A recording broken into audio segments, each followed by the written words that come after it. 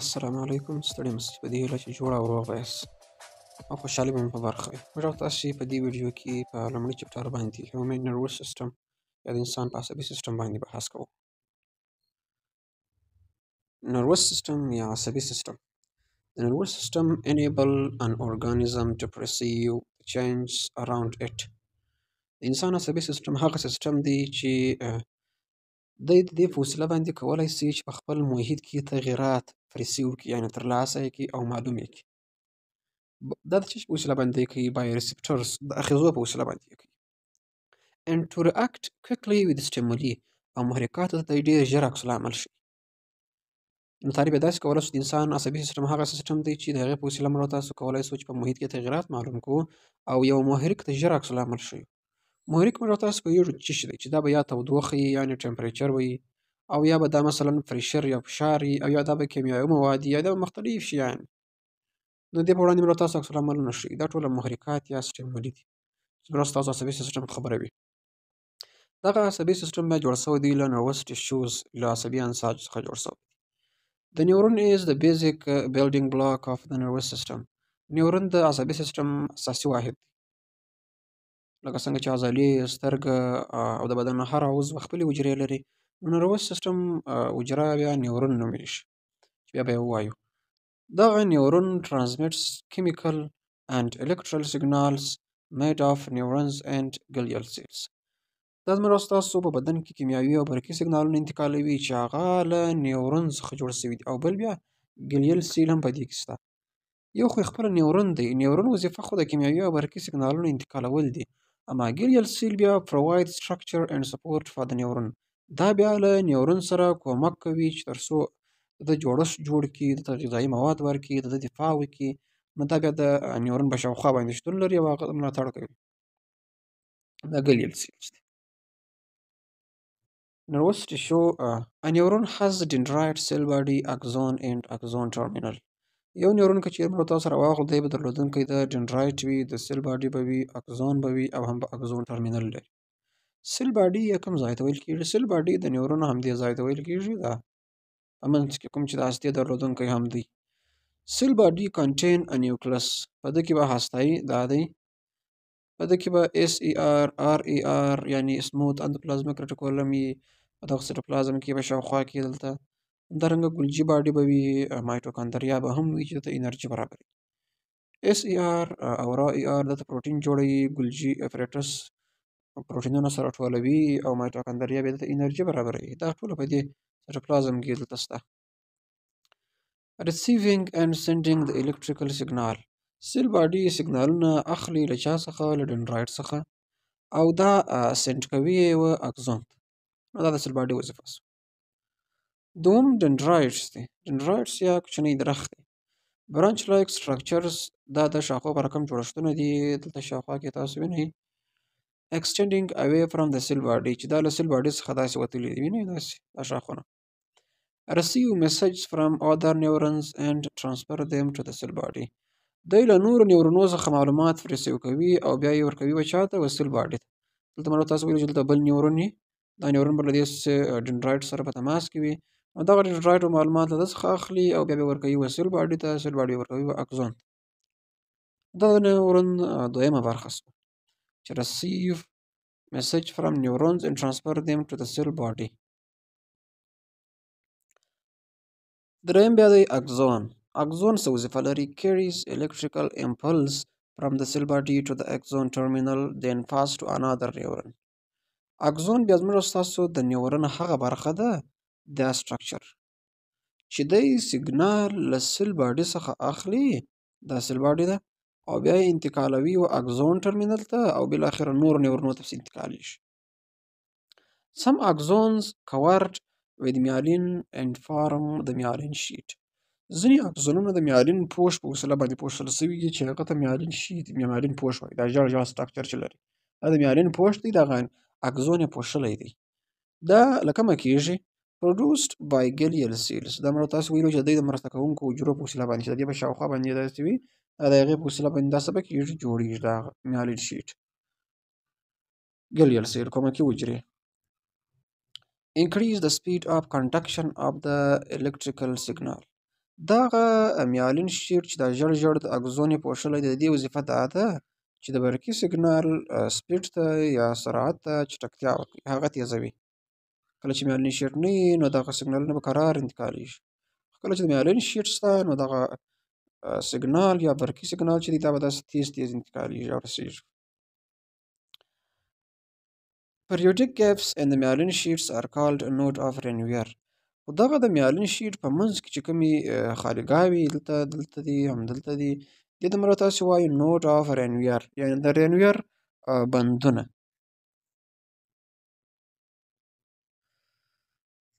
ټایپس آف نیورونز. نیورونز بیا خپل ډولونه لري. اول یې دی سنسري نیورون. سنسري نیورونز یا حسي نیورونونه receive external stimuli from the receptor cells.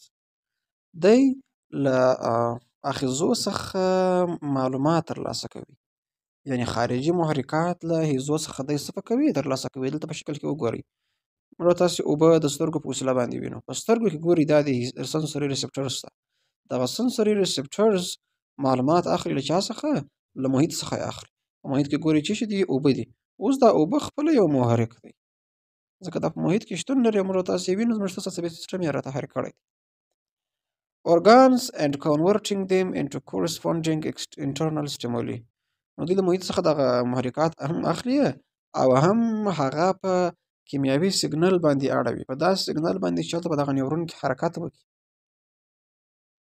دوم بیا دی موټر نیورونز located in the CNS. دا په مرکزي عصبي سیسټم کې شتون لري. د دې وظیفه چې ده دی project their axons outside of the CNS.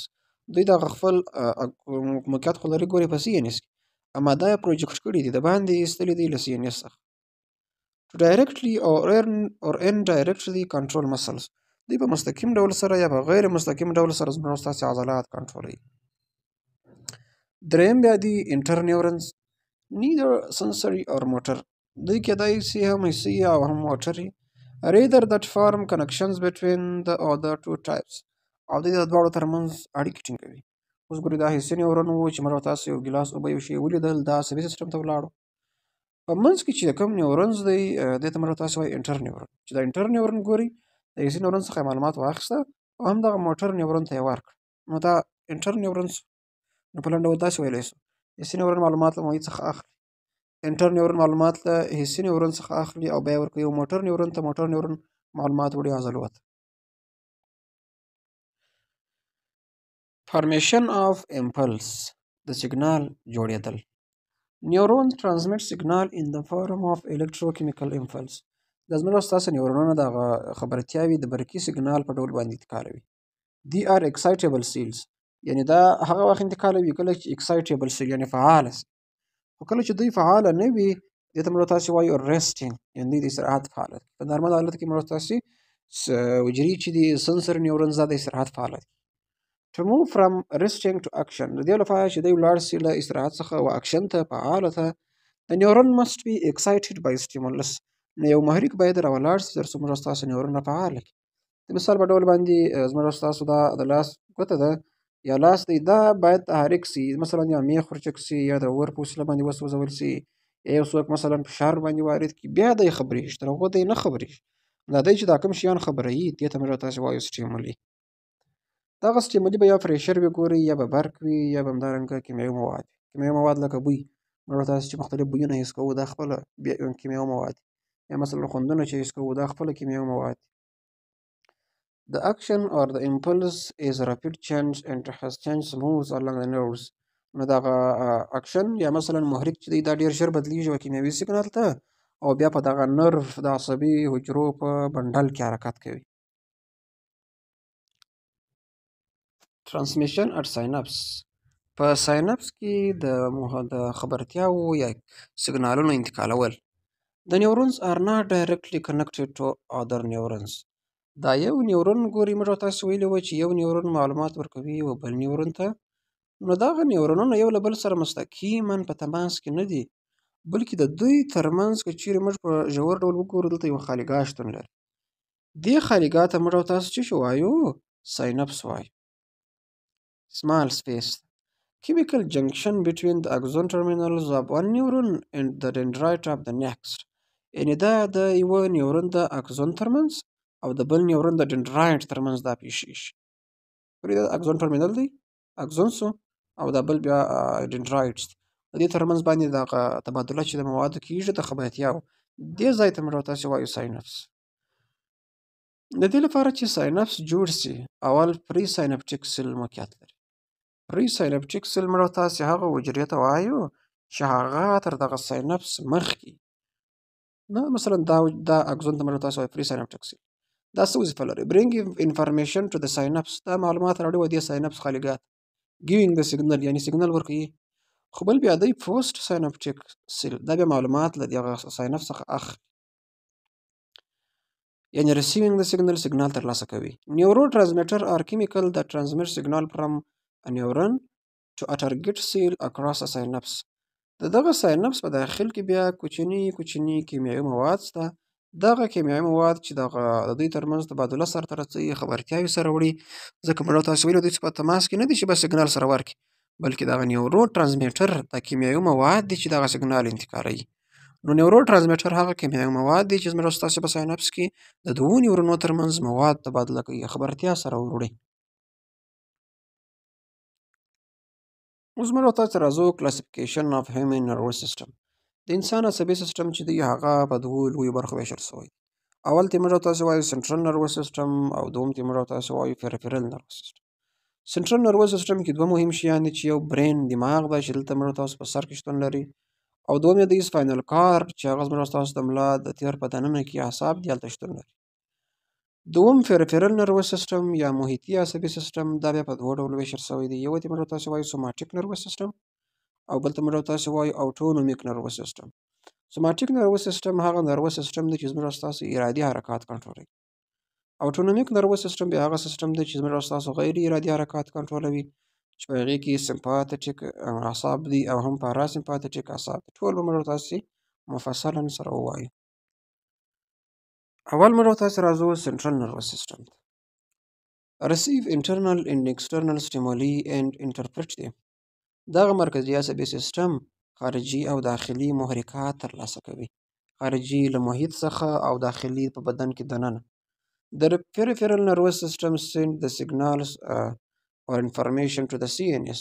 محیطي عصبي سیسټم بیا سیګنالونه ورکوي و مرکزي عصبي سیسټم.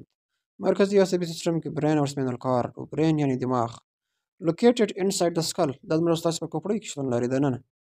and weight approximately 1300 to 1500 ګرام. زموږ ستاسې دماغ له 1400 څخه تر 1500 ګرامه پورې په بالغو کې وزن لري.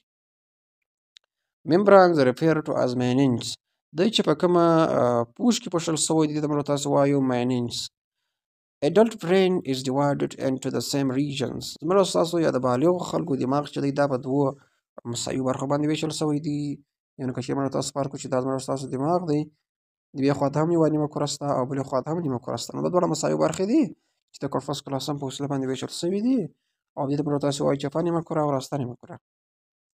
اوس دغه زموږ ستاسو دماغ چې دی دا بیا ویشل شوی دی. یو فور برین دی، پورتنی دماغ دی، بل میډ برین دی، منځنی دماغ دی، بل هند برین دی، لاندنی دماغ دی. په فور برین یا پورته دماغ کې سریبرم دی، لوی دماغ دی، ډاینسفالن دی، او میډ برین کې خپله یو میډ برین دی. په هند برین یا لاندنی دماغ کې پونز دی، او همدارنګه میډولا او بلینګیټا ده چې دا هر یو یې خپلې وظیفې لري.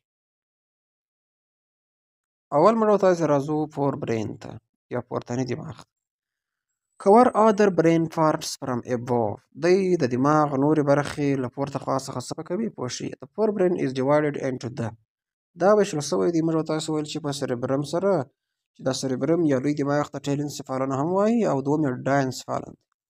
سریبرم یا لوی دماغ consist of cerebral hemispheres، دی جوړ شوی دی له دماغي نیمه کرو څخه. white tissue is covering grey tissue، سپین مواد یا انساج چې دي دا دغه خاکستري انساج یې پوښلي دي. سپین انساج یا دې ته چې وایټ ټیشو هم ویل کېږي، دا موږ تاسو داسې ویلی سو چې دا د نیورونو د سیل باډیانو تجمع ده. سیل باډي چې کومه ده د دې له یو ځای والي څخه چې کله ډېر نیورونونه سره یو ځای سي له دې څخه وایټ ټیشو جوړیږي. او ګرې ټیشو بیا د اګزونو له یو ځای ورځي. کله چې ډېر اګزونونه سره یو ځای سي نو دې څخه ګرې ټیشو لاسته راسي. وایټ ټیشو consists of myelinated axons، یعنې سپین مواد چې دي دا له چیش څخه جوړ شوي دي؟ دا له myelinated axons څخه جوړ شوي دي. یعنې د اګزونونه چې ډېر سره یو ځای سي له دې څخه موږ تاسو چې لاسته راځي وایټ ټیشو لاسته راځي. خو ګرې ټیشو یا ګرې میټر consists of cell bodies، دا بیا دغه سل باډیانې لکه مخکې چې مو ویل دا له دې ځای والي څخه لاسته راځي. سل باډیانې چې ډېرې سره یو ځای سي بیا موږ تاسو ته ګرې ټیشو لاسته راوړي.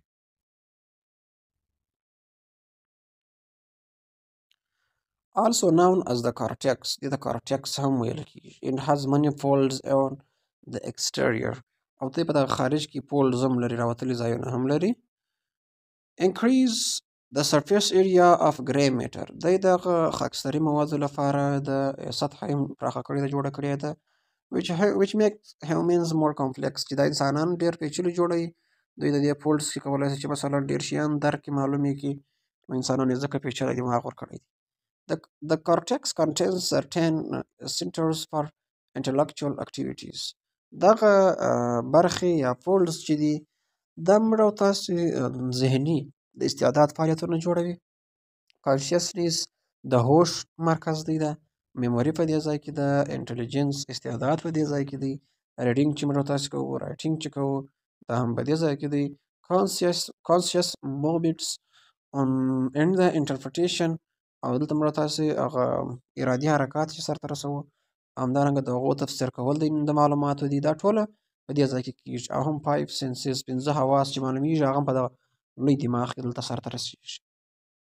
نو ځکه موږ تاسې ویلی سو چې لوی دماغ د استعداد، هوش، حافظې، ویلو، لیکلو، خبرو کولو، د 5 حواسو د کنټرول د دې ټولو مرکز دی. دومه برخه د پور برین ډاینسفالن. په ډاینسفالن کې تلامس دی، هایپوتلامس دی او اپیتلامس دی. تلامس څه وظیفه لري؟ د سنټر فار آل سنسز ایکسپټ فار سنس آف سمیل، دا زموږ ستاسې د ټولو حواسو د کنټرول مرکز دی، خو ما سوا د بوی له حس څخه. Information from the senses are processed here، دلته دغه سنس یا د حواسو معلومات پروسس کیږي and transmit to sense center of the center cortex، او دا انتقالیږي د حواسو د مرکز وځای. نو په لنډ ډول داسې ویلی سو چې تلامس موږ او ستاسې د 5 حواسو د کنټرول مرکز دی، ما سوا د بوی له حس څخه. هایپوتلامس، دغه هایپوتلامس بیا ډېرې وظیفې لري، ځکه چې دی ریلیزینګ هورمونونه جوړوي. هورمونونه هغه کیمیاوي مواد چې د بدن په یو برخه کې جوړیږي بلې برخې ته ځي او هغه تر کنټرول او تاثیر لاندې راولي. اوس وګورئ دلته په شکل کې دا لوړ ځای چې و دا هایپوتلامس و، همدارنګه دا لاندې ځای ته یې موږ تاسې وایو هایپوتلامس چې دا هورمونونه جوړوي. مینټینینګ ډیلی فیزیولوژیکل سایکلز، چې دا موږ ستاسې ورځني نارمل سایکلونه یا دورانونه کنټرولوي. کنټرولینګ اپیټایټ، اشتها کنټرولوي. منیجینګ سیکشوال بیهیویر، جنسي فعالیتونه یا سلوک کنټرولوي. ریګولیټینګ ایموشنل ریسپانسز، دا زموږ ستاسې احساساتي عکس العملونه کنټرولوي. ریګولیټینګ باډي ټمپریچر، او د بدن تودوخه هم دی کنټرولوي. نو په لنډ ډول داسې ویلی سو چې هایپوتلامس موږ ستاسې هورمونونه جوړوي، همدارنګه ورځني دورانونه مو کنټرولوي، جنسي فعالیتونه، احساساتي فعالیتونه، د بدن تودوخه، دا ټوله دی کنټرولوي. اپیتلامس بیا د همدې لاندې برخه ده. contain pineal gland that release melatonin which adjust the sleeping pattern of the body، دا بیا زموږ او ستاسې په بدن کې د میلانین هورمون جوړوي. میلانین هورمون هغه هورمون دی چې زموږ او ستاسې د خوب دوران را کنټرولوي. مثلا که چیرې د باندې ډېره رڼا وي نو زموږ او ستاسې میلانین ډېر نه جوړیږي، ځکه دا میلانین چې تحریکېږي دا د سترګې په وسیله باندې تحریکېږي. سترګه که چیرې مثلا رڼا ویني نو بیا دا خوب انسان ته نه ورسي، لکه مثلا په رڼا کې. خو کله چې شپه سي د میلانین جوړېدل ډېرېږي، دغه میلانین راځي زموږ او ستاسې په دماغ باندې تاثیر کوي او بالاخره موږ او تاسې خوب ته بیایي، نو خوب مو کنټرولوي. اپیتلامس کې پاینل ګلینډ ده چې هغه خوب کنټرولوي. مډ برین، منځنی دماغ. It found between the diencephalon and the cerebellum، دا زموږ او ستاسې د کوچني دماغ چې هغه مثلا په دې ځای کې دی، دا دی، او هم د ډاینسفالون چې موږ تاسې اوس ویل د هغو ترمنځ قرار لري، دلته په دې ځای کې.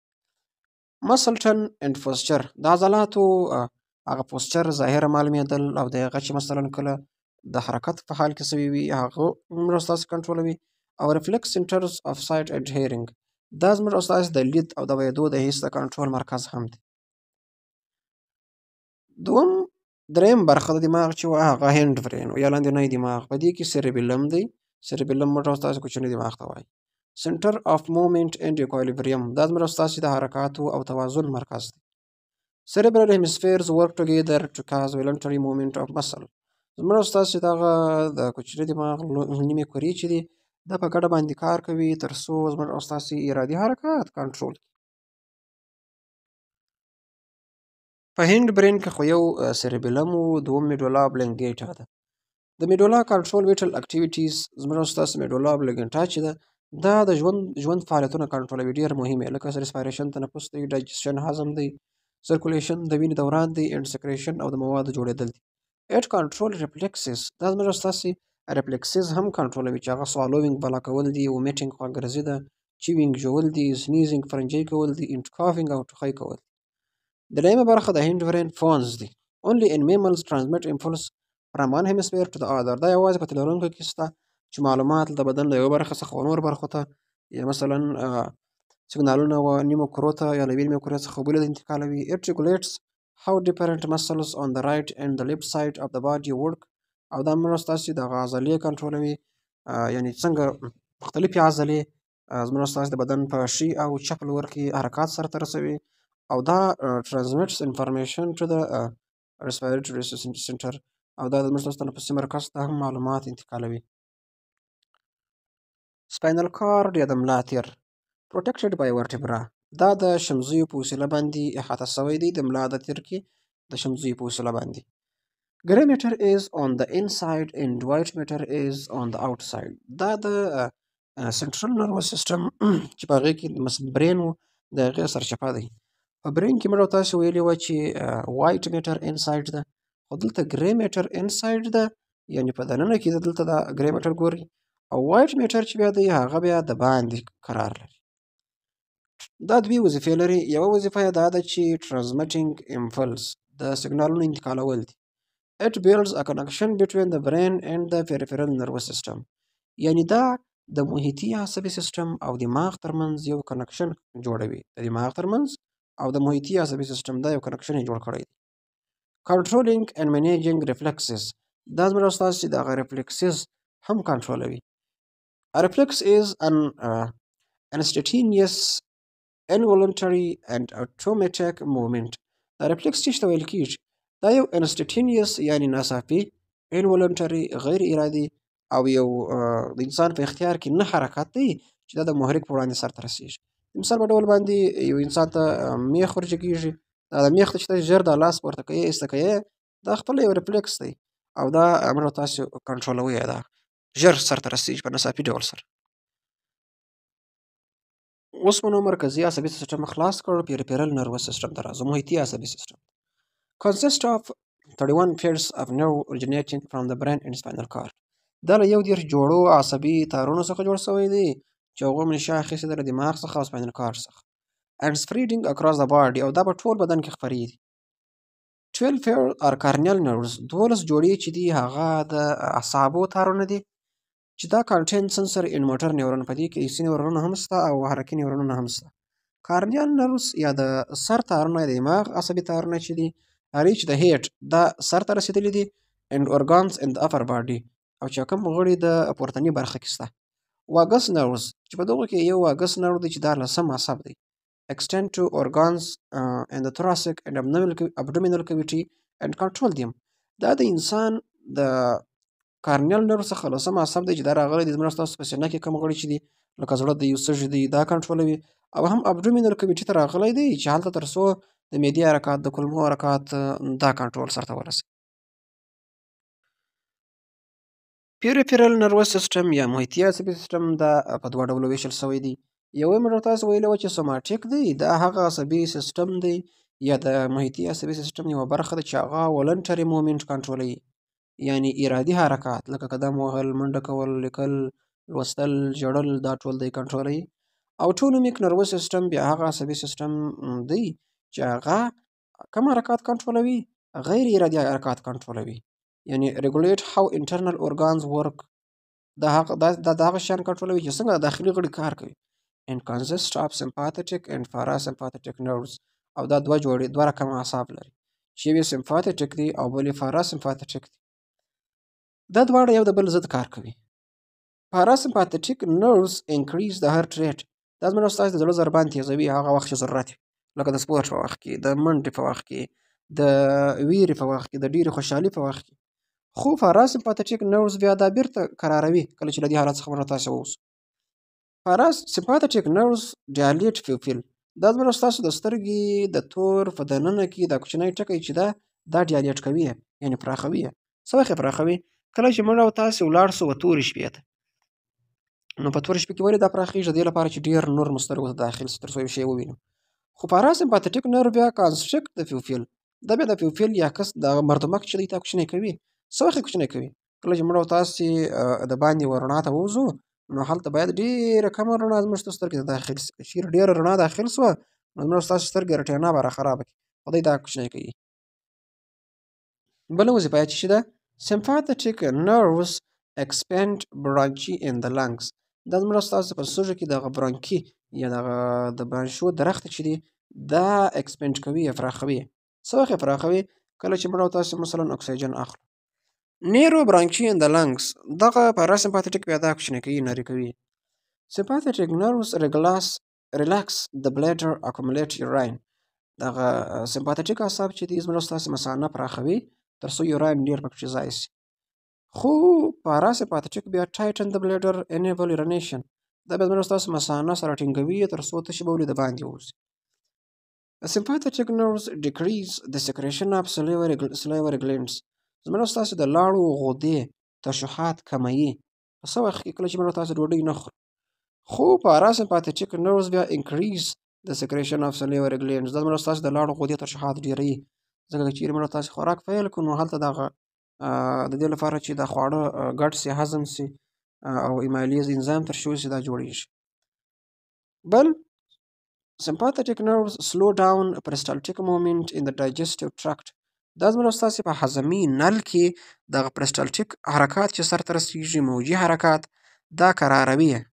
خو parasympathetic nerves بیا دغه حرکات تیزوي. decrease the activity in the stomach and intestine. sympathetic nerves زموږ ستاسې په کولمو او معده کې فعالیتونه څه به کوي؟ کموي. خو parasympathetic nerves بیا دغه فعالیتونه چې دي دا تیزوي، ډېروي. په کوم وخت چې اړتیا وي خواړه وي په بدن کې، په معده کې، په کولمو کې، تر څو هضم جذب سرته ورسېږي. نو دا زموږ ستاسې د لومړي چپټر ویډیو.